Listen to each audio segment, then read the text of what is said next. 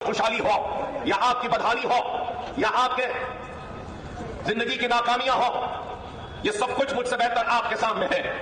لیکن یہ بھی ایک حقیقت ہے کہ جب نہرو نے آواز دی تو ہم نے نہرو کا ساتھ دیا. نہرو کے بعد جب لال بہادر شاستری نے آواز دی تو ہم نے لال بہادر شاستری کا ساتھ دیا. لال بہادر شاستری کے بعد جب اندرا گاندھی نے آواز دی تو ہم نے اندرا گاندھی کا ساتھ دیا. اندرا کے بعد راجیو گاندھی کا ساتھ دیا. راجیو گاندھی کے بعد وی پی سنگھ کا ساتھ دیا.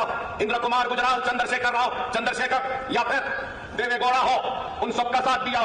پھر اس کے بعد راجیو گاندھی کے موت کے بعد جب کانگریس پھر سامنے آئی تو ہم نے اپنے ہمدردی کا احساس جتاتے ہوئے گاندھی خاندان کا ساتھ دیا. تو نرسمہا راؤ کے ہاتھ کو بھی مضبوط کیا. لیکن یہی نرسمہا راؤ کا ہاتھ تھا، اقتدار تھا، جو ذمہ دار ہوئی بابری مسجد کی شہادت کے لیے.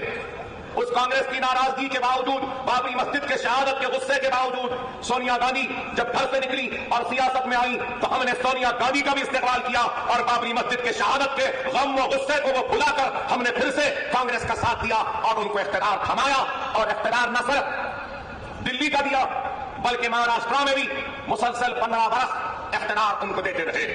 لیکن سوال یہ ہے کہ 70 برس کی اس تاریخ میں چاہے کوئی بھی رپورٹ اٹھا کر دیکھ لیجئے، چاہے اندرا گاندھی کے دور میں بنا وہ کمیشن جس کا نام گوپال سنگھ کمیشن تھا، چاہے وہ منموہن سنگھ کے دور میں بنا کمیشن سچر کمیٹی ہو، یا پھر رنگناتھ مشرا ہو، یا پھر کنڈو کمیٹی ہو، یا مہاراشٹر میں بنایا گیا محمود الرحمان کمیٹی کیوں نہ ہو، ہر رپورٹ میں یہی بات کہی گئی اور یہی لکھا گیا کہ سب سے پیچھے، سب سے پچھڑا ہوا، سب سے کمزور زندگی کے ہر شعبے حیات میں اگر کوئی ہے تو وہ ہندوستان کی سب سے بڑی اقلیت مسلمان ہے.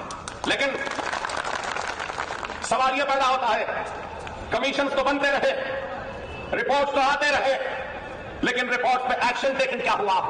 اگر رپورٹس پہ ایکشن لیا جاتا، رپورٹس اور فائنڈنگز پر اگر عمل ہوتا تو کیا یہ دن ہم کو دیکھنا پڑتا؟ یہ ایک سوال ہے. آج